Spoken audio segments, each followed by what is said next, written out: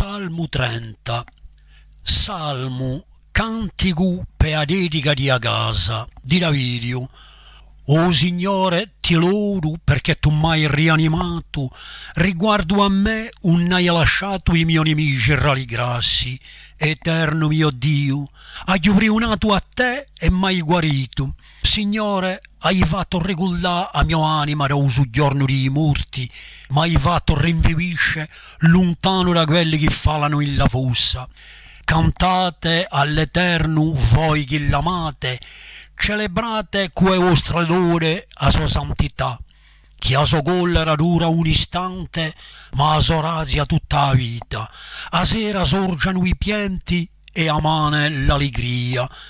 Di Dio in la mia sicurtà, mai cascacina raggio. Signore, per mezzo di tua razia, avevi assurato a mia montagna. Piattasti a tua faccia e fui frastornato.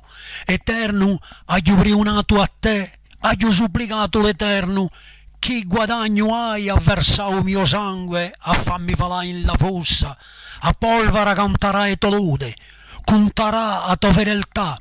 Sta assente, o Signore, agli pietà di me. Eterno, soccorrimi. Hai cambiato i miei lamenti in allegria, hai risciolto il mio sacco e m'hai cinto di contentezza, affinché la mia anima di lodi e non sia muta. Signore mio Dio, in eterno ti loderai.